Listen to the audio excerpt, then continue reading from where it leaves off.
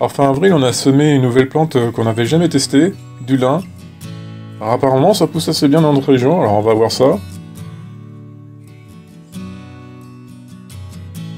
On les a mis dans la nouvelle parcelle papillon.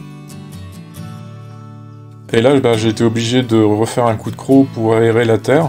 Comme on n'est pas encore sur du sol vivant, on est un peu obligé de faire ça. Mais là, cette année, on va déjà commencer à rajouter de la matière organique dessus. Et au bout de 2-3 ans, le sol va commencer à s'améliorer. On voulait essayer cette plante aussi parce que apparemment c'est un répulsif adorifort. Et comme tout autour, il va y avoir pas mal de pommes de terre. On voulait voir si ça avait un effet. Mais peut-être qu'après, il faut plus s'arranger de les planter et mélanger avec les pommes de terre. Faut voir. Alors je rajoute une première couche de terreau tamisé. Avec une technique de tamis que j'ai vue chez Damien. Qui est assez pratique parce qu'on peut faire des grandes surfaces comme ça. Alors, ça me sert à combler les trous.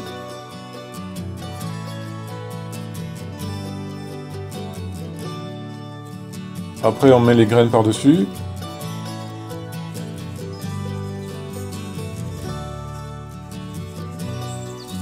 Et après je remets une légère couche de terreau par-dessus. Pour bien couvrir les graines. Un bon arrosage et puis les jours d'après on vérifiera si c'est toujours humide. Et j'ai été obligé de mettre un filet par-dessus parce qu'il y avait des oiseaux qui commençaient à picorer les graines. C'est un truc à vérifier des fois. Alors là je fais un petit tour dans la serre pour retransplanter des céleri raves. Là je prépare mon trou, je fais pas la même erreur que la dernière fois. Juste voir où ça commence. Ah, ça commence là. On va essayer de récupérer. C'est toujours bien, c'est d'essayer de le récupérer avec une motte. On va essayer d'en profiter pour le redresser.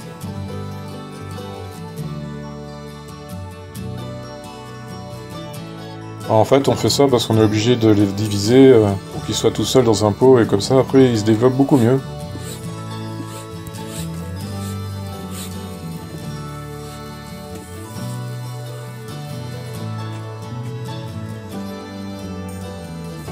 Ouais, comme on est dans la serre, on va faire un petit tour de tout ce qui est en train de pousser.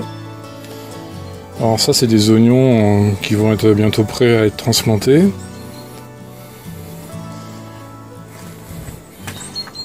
On a des plants de choux et de tomates qui attendent. Bon, les tomates encore un peu petites. Et celle-là c'est celle qu'on avait mis en pleine terre directement. Ouais, elles sont toujours là, mais bon, elles grandissent pas trop parce qu'il fait vraiment encore trop froid en ce moment. Et tout ça, c'est des semis qui ont été faits il y a 3 semaines. C'est de la rhubarbe. Qu'on plantera au milieu de la zone papillon.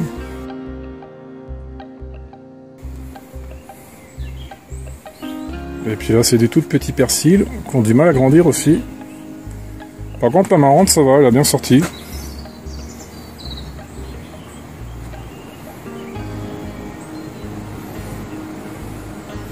On en voit là.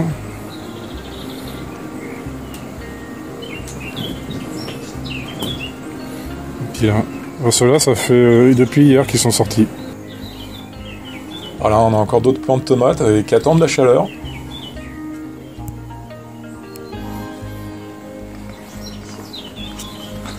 Ça, c'est l'absinthe. Qu'il va falloir que je transplante bientôt dans des pots individuels. Et là on a des poireaux. En tout il y a 3 barquettes.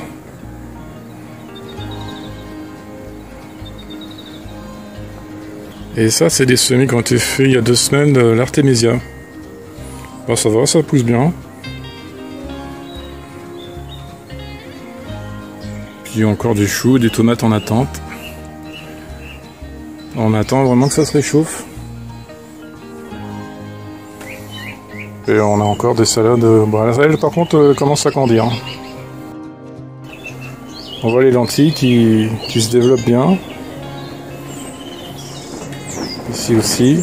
Et j'ai mis un genre de tuteur en longueur, comme ça elles vont pouvoir s'accrocher. On les voit là aussi. Et la petite tomate elle est juste là. Ouais, puis on commence à récolter des salades. Hein. On en a mis un peu partout. Et puis on a planté des citronniers et à côté on a mis des graines de concombre avec la même technique des bocaux. Alors, on verra si ça sort. Et en extérieur, sur la première butte, il y a les choux qui se développent, mais c'est quand même assez lent je trouve. Et peut-être aussi c'est dû encore au froid.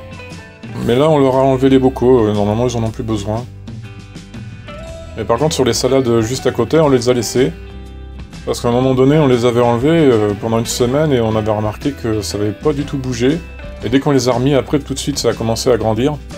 Alors pas à vue d'œil bien sûr, mais au bout de 3-4 jours, on voyait la différence. Alors il y en a certains qui ont encore 2 salades par endroit. Alors je sais pas trop si je vais les laisser ensemble ou si je vais les séparer. Peut-être qu'il va être temps de commencer à les diviser et d'en laisser une par une. Voilà, on se retrouve sur la butte où on avait semé en direct les oignons, et ils commencent à sortir. Hop, depuis au moins plus de 2 semaines. Mais ils grandissent pas trop en ce moment parce qu'il fait encore très frais. Ah, pour le moment, ils ont l'air de tenir. On verra comment ça va se développer. Je surveille de près les cloportes. Et là, ça a l'air d'aller. Comme il n'y a plus de paillage, ben déjà tout de suite, ils se font beaucoup moins attaquer. Avec des graines qu'on a récupérées la saison d'avant, ben on voit qu'ils sont plutôt bien espacés. Alors il y a juste quelques endroits à déduire, mais ça va. Et puis ceux qu'on a fait dans la serre, ben ce sera pour boucher les trous. J'avais essayé sur d'autres, sur le premier rang, ben ça a l'air de tenir. Bon, par contre, c'est pas un truc que je conseille parce que comme ils sont tout petits encore, ça peut louper. Comme ça, comme il y en a qui sont dans les bacs qui commencent à grandir, bah, ça me permet de boucher quelques trous qu'il y a dans le rang.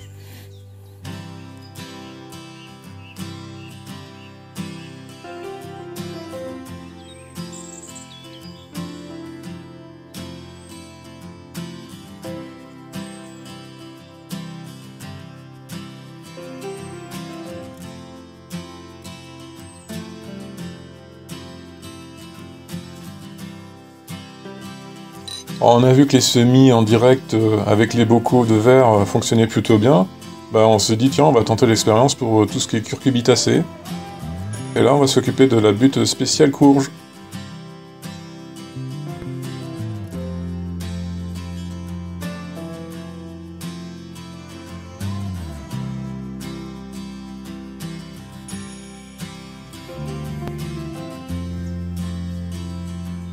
Alors, je dégage en premier le paillage. Bah, là c'est beaucoup de broyats de bois. Mais en dessous on avait une bonne couche de fougères qui se sont pas mal dégradées déjà. Elles étaient bien vertes, alors ça apportait déjà un peu d'azote. Avec la main je vérifie si la terre est pas trop dure. Bon là ça a l'air d'aller. Quand je vois des petites mottes, je les écrase pour essayer d'avoir la terre la plus fine possible. Ensuite, je mets toujours 3 graines parce qu'au moins pour être sûr qu'il y en a une qui sorte.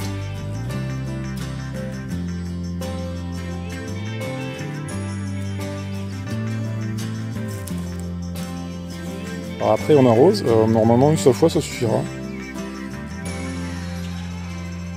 Et puis le bocal au-dessus du semis, ben, on va le laisser tant que c'est pas sorti. Après, soit on laisse les bocaux s'il fait pas trop chaud, soit on peut les enlever, mais il faudra écarter un peu le paillage, sinon les semis ils vont être recouverts. Mais bon, ce qui est bien avec tout ce qui est courge, les pousses elles sont assez grosses. C'est pas comme les salades.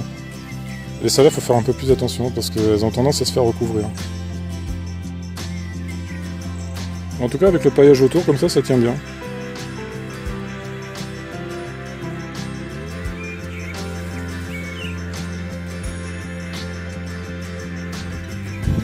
On a 2 ici, c'est des courges pâtissons. Après les 2 là, c'est des courges avec des graines qu'on a faites. Des courgettes jaunes. Là-bas aussi, des courgettes jaunes. C'est des vieilles graines qui l'ont resté, qu'on avait achetées. Et là, c'est les courges rondes. Ah bah c'est une butte spéciale courge. On va voir ce que ça va donner. On commence à rentrer plein pied dans les semences et là on continue avec les betteraves. Et ben semis en direct. Ça fonctionne plutôt bien. Alors c'est exactement la même méthode que pour les oignons. On dégage le paillage. Là, comme c'est une butte encore assez récente, on est obligé de passer un coup de croc pour aérer à nouveau la terre.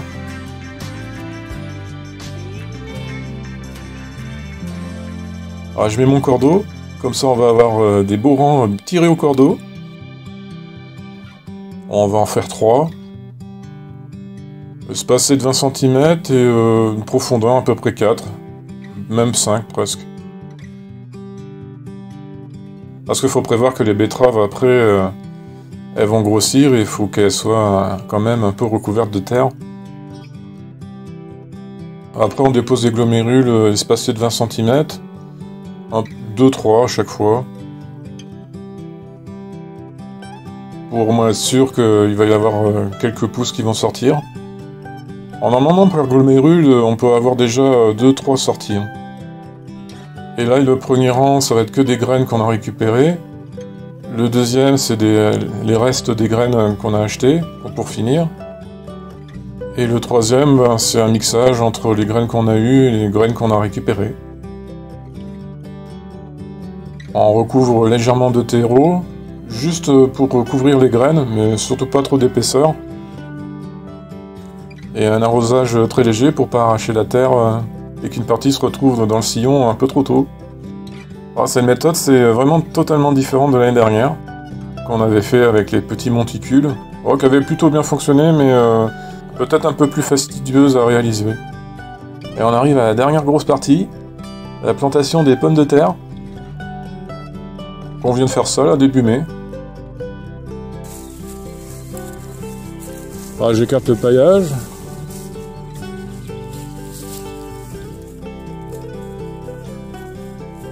Avec la main, je brasse bien la terre tout autour. Comme ça, on est sûr qu'elle soit bien meuble. Alors, sur cette butte-là, on voit tout de suite la différence avec l'autre butte des betteraves.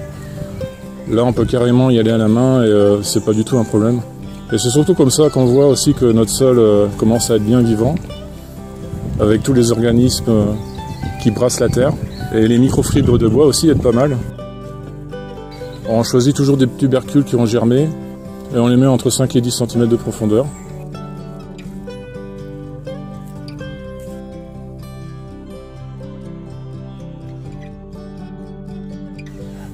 Voilà, il y a un trou là, un autre trou là, et on va continuer comme ça tout le long.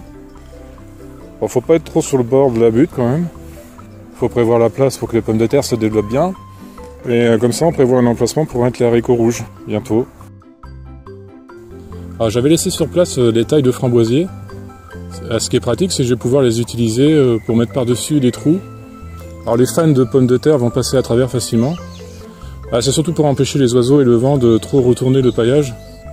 Le fait de mettre pas mal de branches comme ça par-dessus, ça va empêcher que le vent décolle tout ce qui reste au niveau de couverture de sol, et puis que les oiseaux ne retournent trop les feuilles.